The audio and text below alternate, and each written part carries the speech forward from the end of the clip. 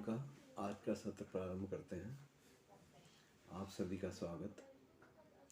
आपके अंदर उपस्थित परमात्मा को सादर प्रणाम, सादर अभिवादन।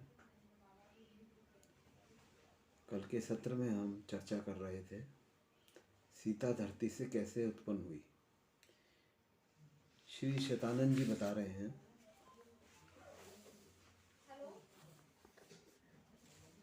कि वो पेटी रावण जो है अपने महल में ले गया और उसने मंदोदरी को रत्न की पेटी समझकर वो दी। तो रावण के वचन सुनकर मंदोदरी देव स्थान पर गई। वहाँ पेटी को देखकर उसे पति के समीप ले जाने के लिए वह उसे उठाने लगी, किंतु वह पेटी जमीन से हिल तक न सकी।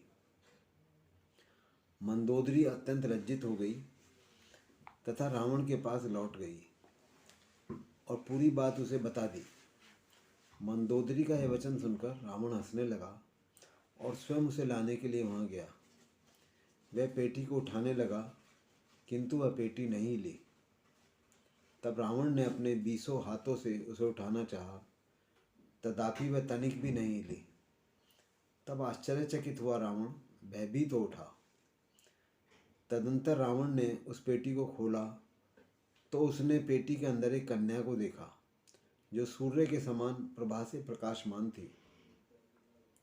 उस तेज को देखकर राक्षसों की आंखें चौंधियां गई। उस मनोहर कन्या को देखने के लिए रावण के बंधु बांधव तथा पुत्र आदि वहां आ पहुंचे। तब रावण ने मंदोदरी को युद्ध संबंधी तथा किस प्रकार वह कन्या प्राप्त हुई यह सारा समाचार बताया। रावण ने राजा पद्माक्ष के विषय में भी संपूर्ण वृत्तांत बतलाया। यह सुनकर भयभीत हुई मंदोदरी ने क्रोध करते हुए रावण से कहा, यह कुल घातनी है, भयंकरी है। इसके विषय में सब कुछ जानते हुए भी आप इसे लंका में क्यों ले आए?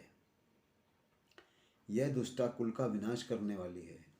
इसे शीघ्र ही वन में छोड़ दीजिए। यह बचपन में ऐसी है तो युवा होने पर न जाने क्या करेगी।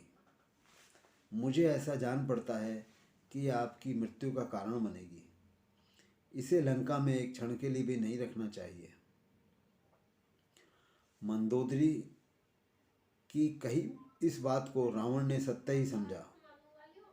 फिर उसने मंत्रियों से विचार विमर्श करके दूतों को बुलाकर उन्हें आज्ञा दी कि इस कन्या को पेटी में बंद कर यत्नपूर्वक विमान में रखकर तुम लोग शीघ्र ही जाकर वन में छोड़ आओ।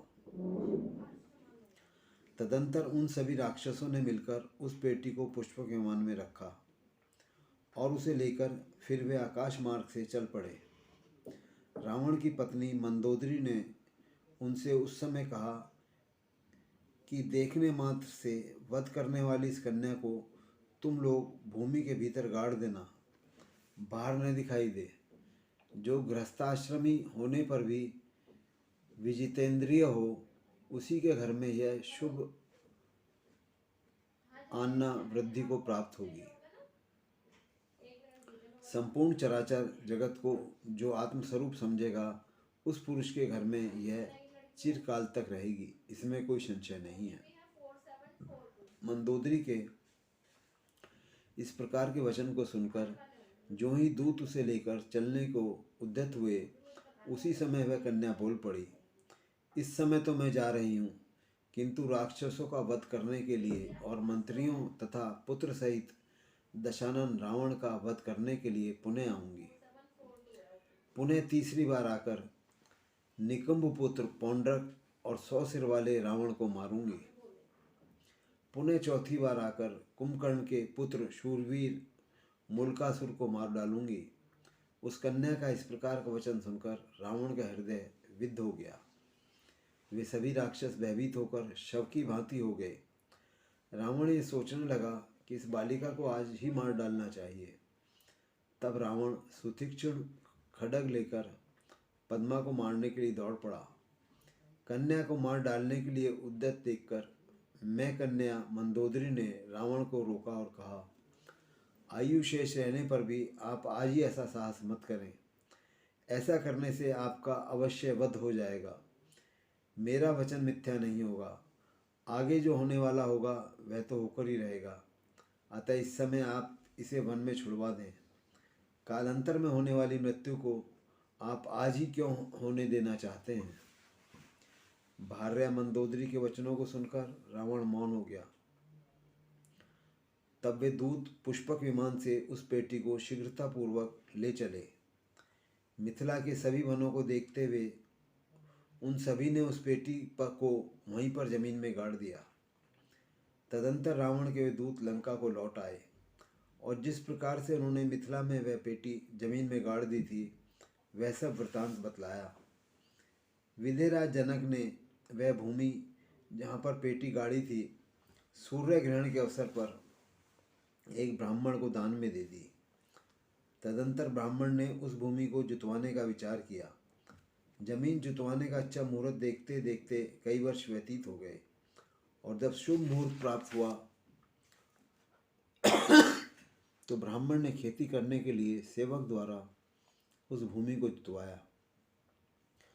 जोतते समय हल्के अग्रभाग फाल से वह पेटी का बाहर निकल आई। उसे पकड़कर वह व्यक्ति भूमि के स्वामी उस ब्राह्मण के पास चला आया। वह उस पेटी को खजाने का गड़ा धन समझकर बड़ी प्रसन्नता से उस द्विज से बोला, हे द्विज, आपने जिस मुहूर्त में मुझसे खेत जुतवाया था वह बड़ा ही शुभ मुहूर्त था। आप महान भाग्यशाली हैं कि हल्के फाल से निकली हुई इस पेटी को आप ग्रहण करें।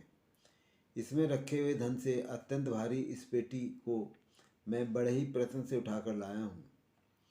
तब उन श्रेष्ठ द्विज ने उस पेटी को ग्रहण किया।